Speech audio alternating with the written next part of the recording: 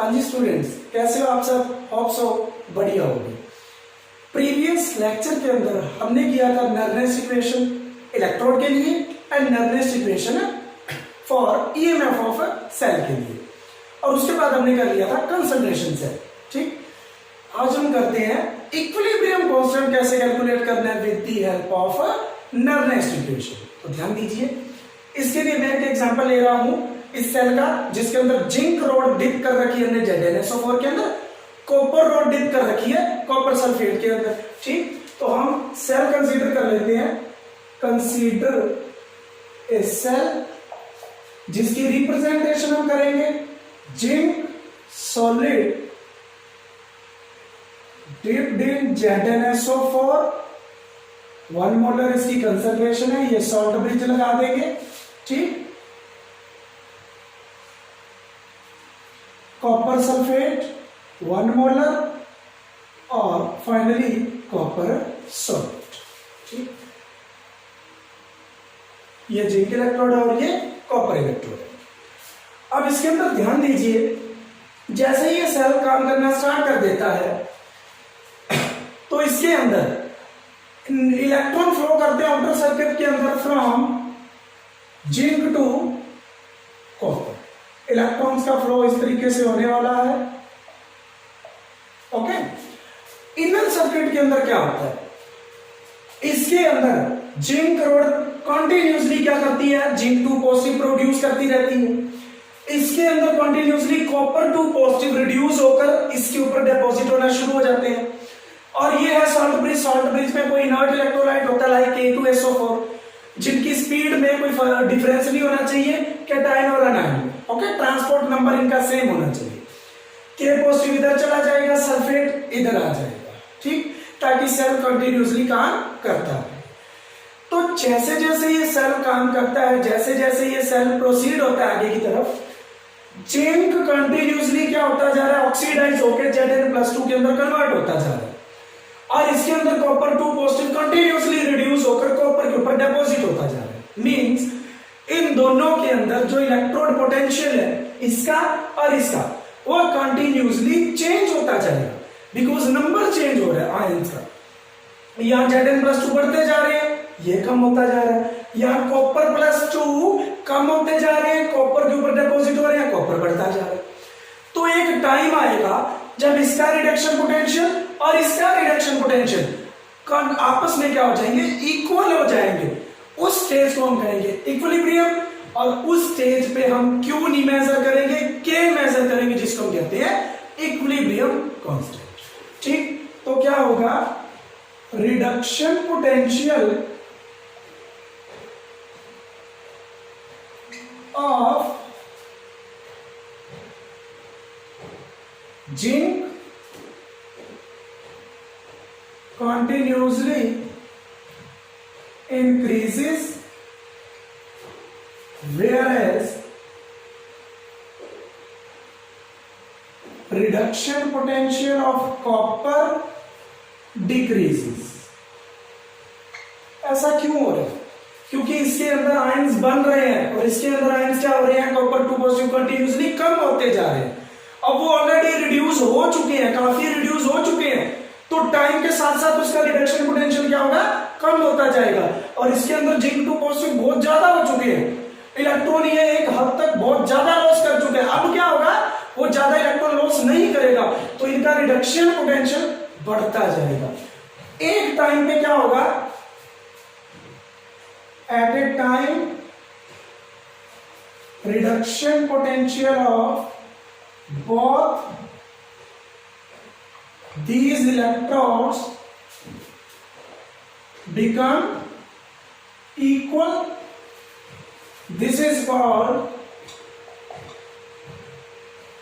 equilibrium point. Equilibrium point. इसको हम बोलेंगे इक्विलिब्रियम पॉइंट। यहां पे करंट फ्लो करना बंद हो जाएगा। At this point,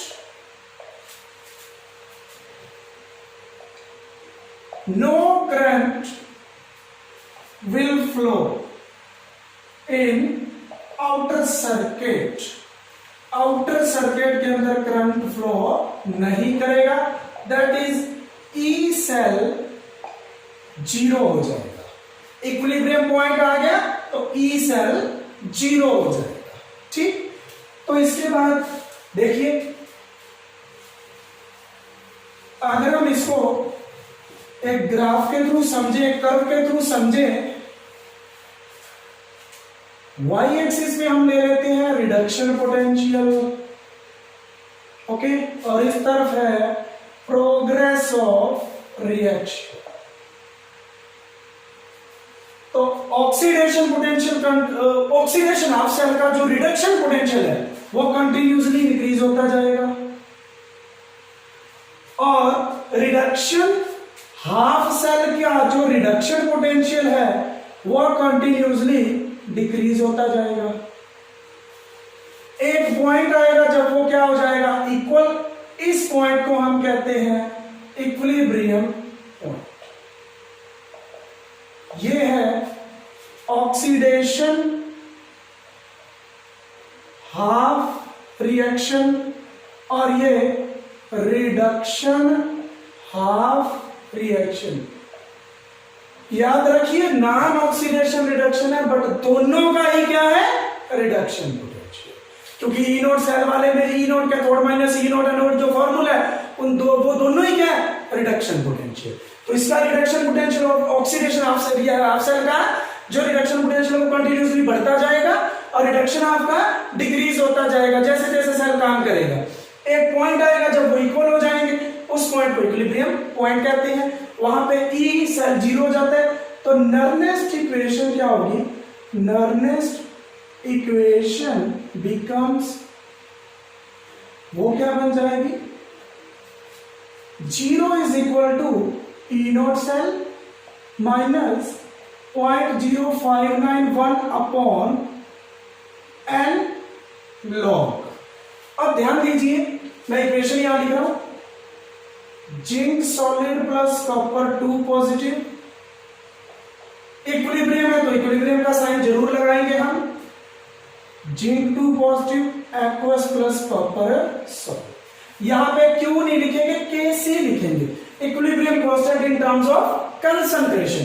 तो इसकी तो लिखनी नहीं, प्योर सॉलिड है, zinc 2 positive divide by copper 2 positive. तो नर्नेट सिचुएशन में यही आता है, zinc 2 positive bye copper 2 positive. अब यहां हमने जीरो लिख दिया, मींस इक्विलिब्रियम पॉइंट है, तो ये किसके इक्वल आ जाएगा, के के। Zero is equal to E naught cell minus 0.0591 upon n log K C. ये माइनस है, इसको इधर ले आओ, चाहे इसको इधर लिख लो, तो ये हो जाएगा 0.0591 upon n log K C is equal to E naught cell.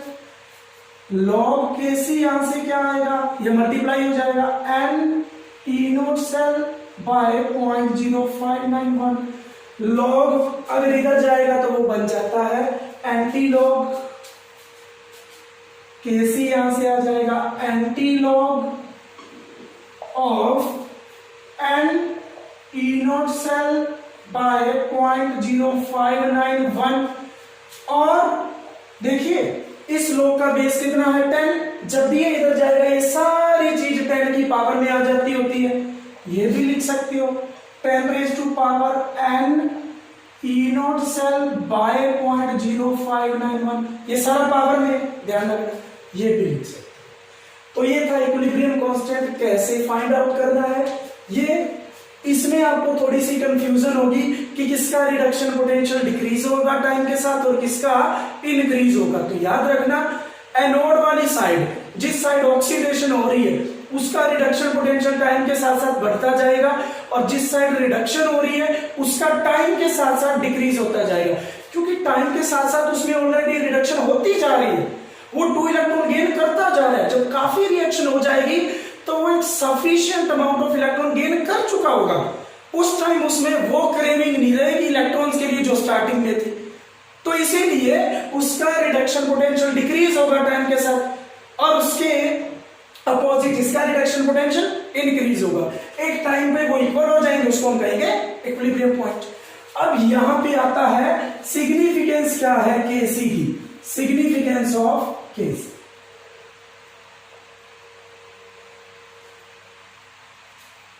केसी क्या बताता है? केसी बताता है इट टेल्स अबाउट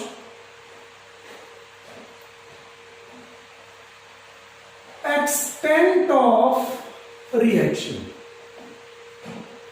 एक्सटेंट क्या होता है देखिए, मान लीजिए आपको कहीं पे केसी की वैल्यू दे रखी है 4 × 10⁹, ठीक, कांस्टेंट है तो यूनिट्स लिखने की नीड नहीं।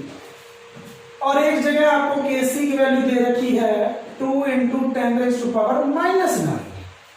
ध्यान दीजिए, अगर ये लिखा होगा, अब केसी था क्या इसी सेल के अंदर, जिंक 2 पॉजिटिव की कंसंट्रेशन बाय कॉपर 2 पॉजिटिव, है ना। जिंक कहां पे था इक्विलिब्रियम के राइट में, कॉपर 2 पॉजिटिव कहां था लेफ्ट में। अगर ओवरऑल फ्रैक्शन बहुत बड़ा है, 10⁹ बहुत बड़ा है, मींस न्यूमिनेटर बहुत बड़ा है, ओके, यही होगा ना कि न्यूमिनेटर बहुत बड़ा है। और अगर हमारा ओवरऑल फ्रैक्शन बहुत कम है तो इसका मतलब क्या हुआ, डिनोमिनेटर बहुत बड़ा है। पहले इस केस की बात करें, अगर न्यूमिनेटर बहुत बड़ा है इट मींस इस रिएक्शन के अंदर ऑलमोस्ट जिंक 2 पॉजिटिव सारा बन चुका है, ठीक है।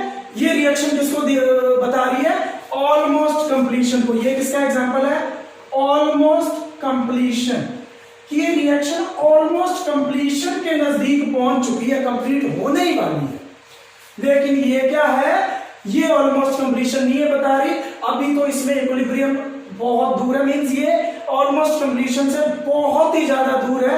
मींस हम ये कहेंगे कि रिएक्शन जस्ट स्टार्ट हुई है, क्योंकि बहुत कम है इक्विलिब्रियम कांस्टेंट। इसका मतलब डिनोमिनेटर बहुत ज्यादा है, ये बहुत ज्यादा है और ये बहुत कम है। अगर ये है, क्लियर है ना, तो केसी की वैल्यू से पता चलेगा कि रिएक्शन ऑलमोस्ट कंप्लीशन की तरफ है या फिर अभी ऑलमोस्ट कंप्लीशन से बहुत ज्यादा दूर है।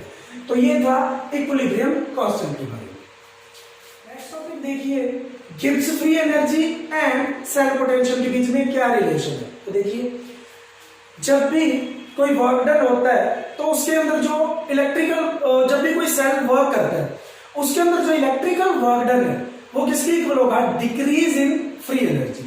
फ्री एनर्जी के अंदर जितना ज्यादा डिक्रीज होगा उतना ज्यादा ही वो सेल क्या करेगा, इलेक्ट्रिकल वर्क डन करेगा। ऑब्वियसली भाई, जब वर्क डन कर रहा है तुम्हारी एनर्जी में तो डिक्रीज ही आएगा ना। तो इलेक्ट्रिकल वर्क डन वो किसके इक्वल होता है, डिक्रीज इन